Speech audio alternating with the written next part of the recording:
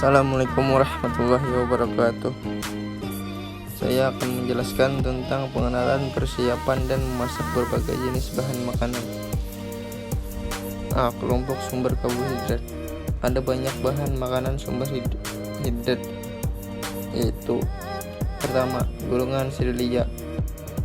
Serealia segar itu jagung yang dalam buku teks digulungkan dalam sayur. B. Serealia kering, contohnya beras ketan atau putih dan hitam, jagung kering, dan gandum. Kedua, golongan umbi-umbian, aneka ubi rambat atau kuning putih ungu, singkong, kentang atau putih hitam, talas atau talus Bogor, Pontianak, Medan, dan lain-lain. 3. Golongan buah, contohnya sukun. Kelompok bahan makanan hewani, itu ada daging. Daging itu biasanya adalah tidak mencakup semua daging dari ternak potong, seperti daging sapi muda, daging domba muda, daging domba dewasa, dan daging babi. Persiapannya itu adalah: pertama, persiapan memotong hingga memasak daging. Kedua, persiapan memasak daging, mengembukan dan memberi bumbu. 3. Rendum. 4. Daun pepaya. 5. Bahan pengempuk. Dipukul-pukul, dilayutkan. Nanas parut. Persiapan memasak jeruan dan bagian non daging atau babat, usus sapi, lidah sapi, otak sapi, paru, kikil, cingor sapi, dan buntut sapi. Memasak daging. Masakan Indonesia. Teknis memasak: rebus, masak, ungkep, goreng, dan ungkep rebus. Memasak: menggoreng, memanggang, membakar, dan mengukus. Keberhasilan memasak daging. Telur. Fungsi telur dalam kuliner itu adalah sebagai perekat atau pengikat. Kedua, sebagai pengental. Ketiga, sebagai pengembang. Keempat, sebagai pelembut atau pengempuk. Kelima, sebagai pewarna dan rasa gurih. B. Persiapan memasak telur. Yang pertama, memecahkan telur, mengocok telur, mengocok busa putih telur. C. Masakan dasar telur. 1. Guling, itu adalah setengah matang, matang lunak, panas keras. 2. Pacing. 3.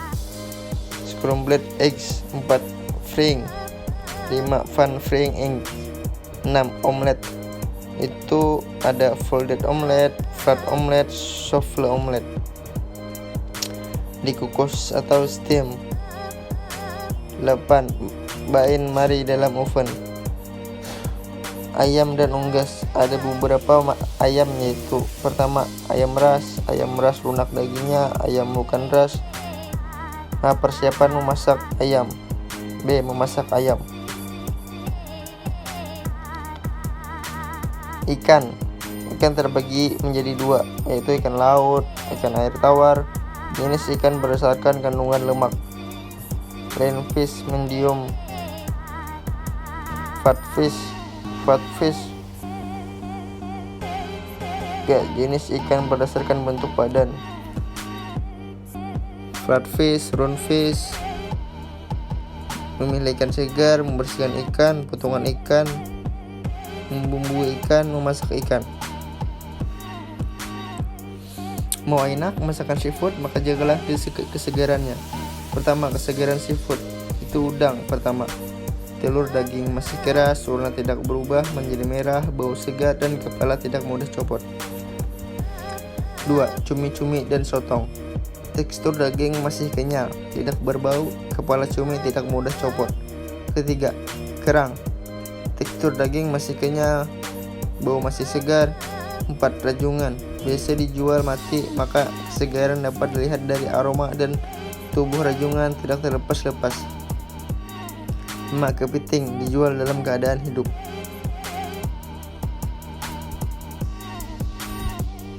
Persiapan memasak.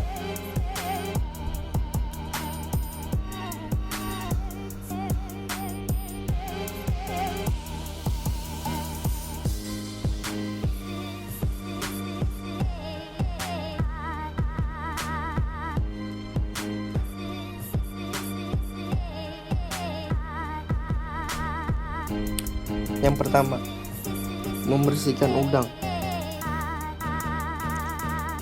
Udang itu sebaiknya cuci sebelum dikupas agar jus dari udang terjaga. Bila dibutuhkan udang kupas bersih dapat dibilas kembali agar otak dari udang bersih. Membersihkan cumi dan sotong.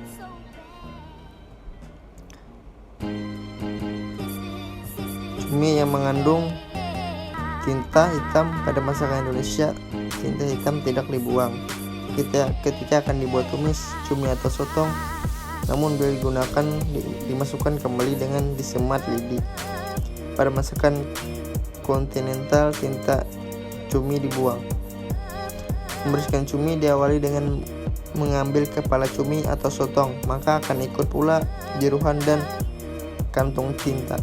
Berulah dicuci bersih.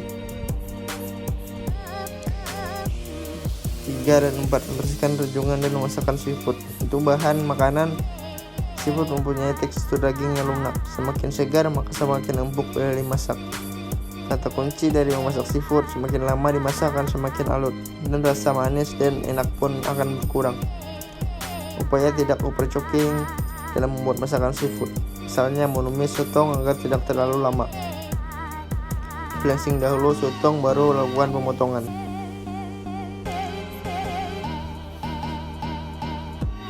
Protein nabati itu sumber bahan makanan nabati atau protein nabati berasal dari kacang-kacangan dan hasil olahannya. Kacang-kacangan yang mudah didapat adalah dalam bentuk garing. Pertama, tempe. Tempe itu banyak jenisnya. Yang pertama, tempe kedelai, tempe koro, tempe gembus, tempe bungkil, tempe bongkrek. Memasak tempe itu dengan cara yang memasak sebentar, seperti dikukus dahulu sebelum dibuat frikadel atau digoreng setengah matang. Tahu, macam-macam tahu. Ada tahu Cina, tahu kuah, tahu putih, tahu Bandung. Tahu Cina itu warnanya putih, ukuran persegi besar-besar, tekstur agak empuk, padat, bau segar. Tahu Cina yang baik itu akan mengambil bila ditekan dengan tangan. Digunakan aneka masakan untuk sup, puding, tahu isi dan lain-lain. Kalau tahu kuah itu adalah tahu Cina yang dapat berbentuk persegi besar, tebalnya 2 cm. Digunakan untuk campuran oseng-oseng asinan, langsung dipakai, tidak digoreng dahulu karena tekstur keras. Tahu putih itu bentuk agak kecil, putih rasa tawar, dijual dalam keadaan mentah. Tekstur agak lembut, digunakan untuk masakan yang direbus, misalnya berungkus, trik, gulai, tahu dan lain-lain. Tahu Bandung itu adalah bentuknya segi empat, agak besar, diberi pewarna kunyit, tekstur lembut, rasa agak gurih. Kacang-kacang kering.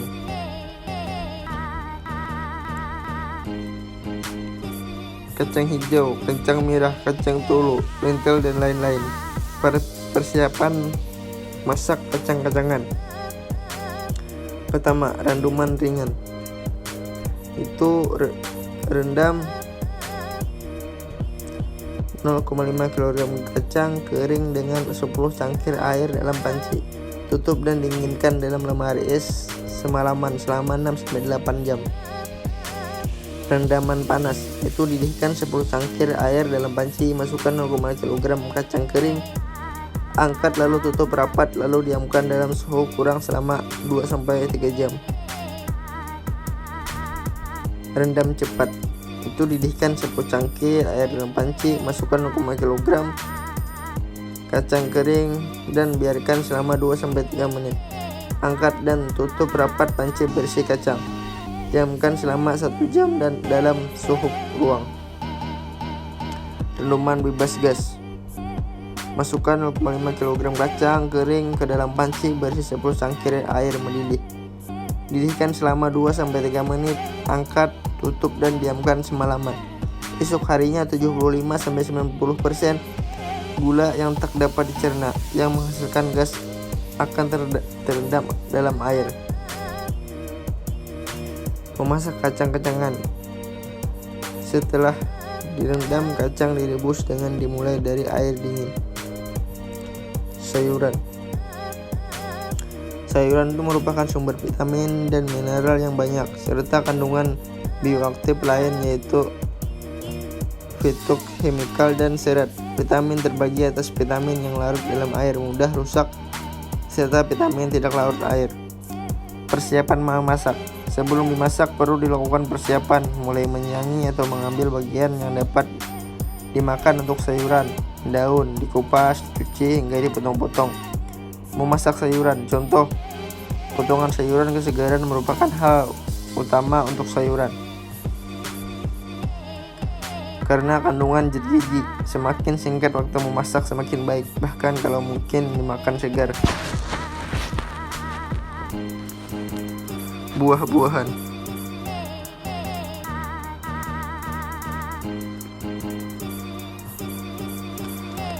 Buah-buahan yang beraneka warna dan ragam merupakan sumber antioksidan yang berpotensial untuk kesehatan tubuh. Selain mengandung vitamin, mineral, hidrat, orang lemak juga mengandung serat. Mengolah buah. Pertama, tidak dimasak. Itu buah potong, rujak, asinan, minuman buah, jus, dan sari buah. 2. Dimasak. Itu ada puding buah, koktail atau es buah, stok box, kue-kue dan makanan kecil Indonesia.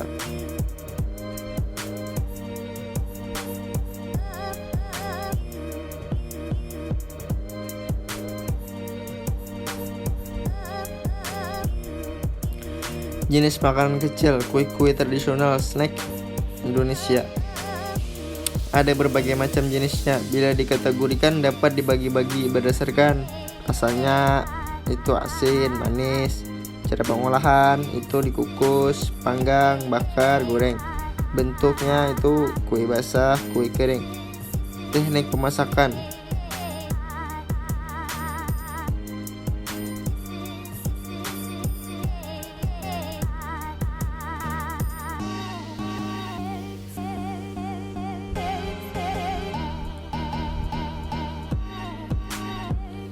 Itu ada pertama mengeluni. Mengeluni itu adalah mengaduk atau mengocok adonan dengan tangan agar adonan kue tidak pecah sewaktu dimasak, serta lentur, lembut, dan legit untuk adonan yang padat. Menggoreng. Yang kedua, menggoreng. Itu berbeda dengan memasak bukan kue. Kadang untuk kue menggorengnya dimulai dari minyak dingin atau hangat agar tidak pecah, misalnya sewaktu menggoreng onde-onde atau kecipu. 3. Mengukus. Itu ada 2. Pertama, memasukkan adonan setelah air mendidih. Kedua, agar kue tidak basah terkena air uap, maka tutup dandang dibungkus serbet. 4. Merebus. Itu dimulai dari air mendidih agar kue tidak menempel di dasar panci. Selanjutnya masak dengan api sedang agar kue tidak meletus, misalnya pada kelelepon. Kelima, memanggang. Itu memanggang itu ada 3. Pertama, kue tradisional Indonesia umumnya langsung dipanggang di atas api dengan menggunakan aneka cetakan. Yang kedua, selalu panaskan terlebih dahulu cetakan di atas kompor atau bara api yang baik sebelum diisi adonan. Yang ketiga, api harus cukup panas agar adonan berserabut. Mengenal aneka cetakan kue tradisional.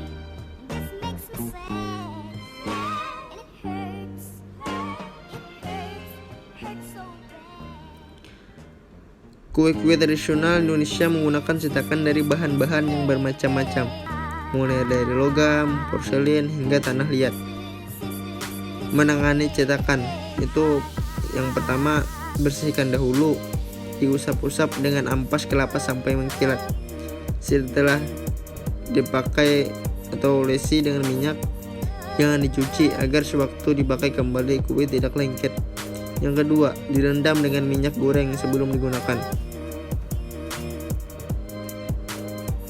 Mengenal bahan kue tradisional: tepung beras dan tepung beras ketan. Tepung beras dan tepung beras ketan itu ada, yang pertama bisa tepung beras siap pakai atau tepung segar dibuat sendiri. Yang kedua, tepung beras segar. Bahannya 1 kg beras pulen atau ketan, rendam dalam air kurang lebih 2 jam. Tiriskan sampai kering betul, kemudian ditumbuk, ayak atau tapis di angin-angin agar kering, berjamur. Bila perlu dijemur. Bila ingin digunakan untuk jangka agak lama, simpan dalam wadah tertutup, beri cabai merah. Tepung kanji. Tepung kanji itu disebut juga tepung aci, tepung segu ubi, tepung tapioka, hasil masakan kenyal dan melawan bila digigit. Tepung sagu aren itu terbuat dari pate pohon aren, dapat digunakan untuk mengganti tepung aci. Tepung hungkui. Tepung hungkui itu terbuat dari pate kacang hijau, umumnya dijual dalam kemasan kertas 120 gram. Tepung hongke yang bagus setelah kue diolah menjadi tidak lembek dan setelah dingin teksturnya garing. Terakhir, tepung terigu. Tepung terigu juga digunakan dalam resep kue tradisional, jenisnya tepung serbaguna segitiga biru. Gula. Resep tradisional Indonesia umumnya menggunakan gula merah, rasa tidak terlalu manis, aromanya khas atau sedap. Gula merah itu seperti gula Jawa atau gula kelapa. Gula aren terbuat dari air bunga nau yang dikeringkan, dijual dalam bentuk sudah dicetak seperti gula merah. Santan itu diperoleh dari kelapa yang diparut. Pilihlah kelapa yang tua atau kulit coklat tua dan kering. Kupas kulitnya agar santan yang dihasilkan putih. Yang pertama, santan kental. Hasil perasaan yang pertama, kelapa parut 500 gram diremas emas dengan setengah gelas air hangat. Peras dan saring, hasilnya adalah 250 Celcius. Santan encer itu perasaan kelapa parut yang berikutnya setelah santan kental. Diremas emas dan diberi air setengah gelas berkali-kali sesuai kebutuhan. Santan instan itu bentuknya ada yang cair atau krem dan bubuk. Pada santan krem, 1 gelas santan krem plus 1 gelas air sama dengan santan kental. Sedang santan encer tambahkan 2 gelas air. Santan bubuk, ikuti petunjuk di label. Membuat santan sendiri tidak diparut itu dengan menggunakan blender. Kelapa dibersihkan, dipotong kecil-kecil, beri 250 air, haluskan dan peras, maka didapatkan santan kental sebanyak 500 santan kental. 500 Celcius santan kental.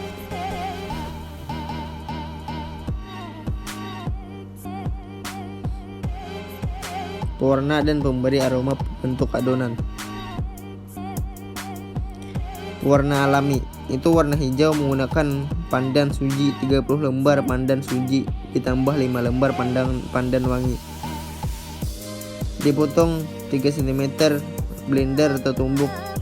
Beri air 80 ml, peras airnya agar warna yang dihasilkan bagus. Beri 1 sendok teh air kapur sirih, diperoleh 60 ml. Pewarna dapat disimpan di lemari es.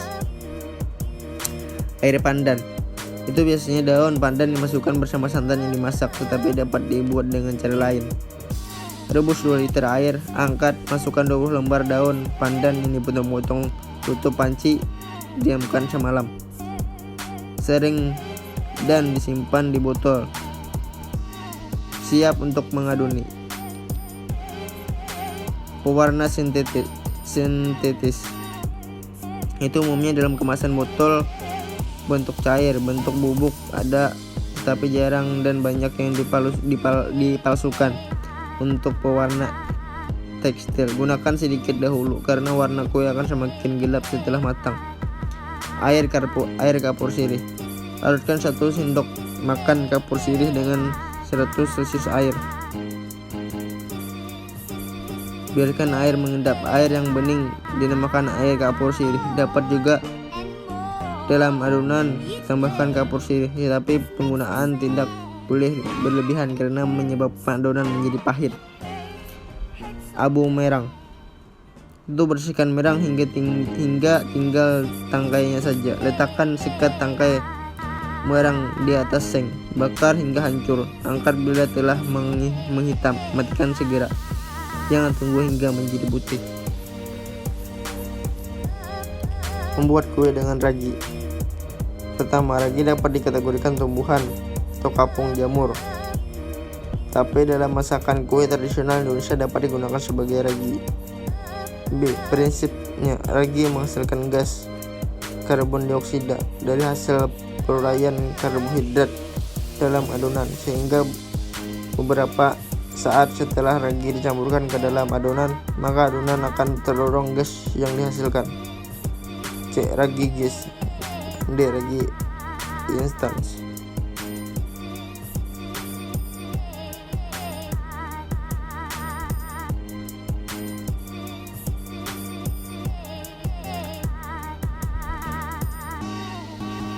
Kalau ragi gas itu bentuk bulat kecil-kecil, dikemas botol kecil. Bila tidak terjadi buih, kemungkinan ragi sudah rusak. Jangan digunakan, ganti yang masih baik. Kalau ragi instan itu bentuk juga granul dan langsung dapat dicampur ke adonan. Tidak peduli buat adonan biang.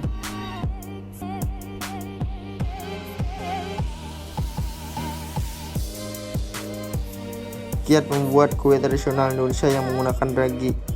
Pertama, mengaluni adonan kue berbagai tidak sama dengan roti. Lebih cair, sehingga adonan harus diuleni sambil ditepuk-tepuk dengan tangan sampai adonan terasa lembut. Mengembangkan itu ada 2. Setelah diuleni, adonan harus didiamkan agar mengembang. Kedua, selama menjalani proses fermentasi, tutup adonan dengan serbet atau plastik. Simpan di ruangan yang hangat agar adonan lebih cepat mengembang. Ketiga, membantu mempercepat pengembangan adonan. Itu ada 3. Gunakan air hangat, suam-suam kuku atau akan membantu. Kedua, merangsang berkembangnya kapang. Ketiga, pakai air kelapa sebagai pengganti air karena air kelapa bersifat basa atau kalis sebagaimana soda. Ada 5. Yang keempat, air kelapa yang digunakan tidak boleh berumur lebih dari 2 hari.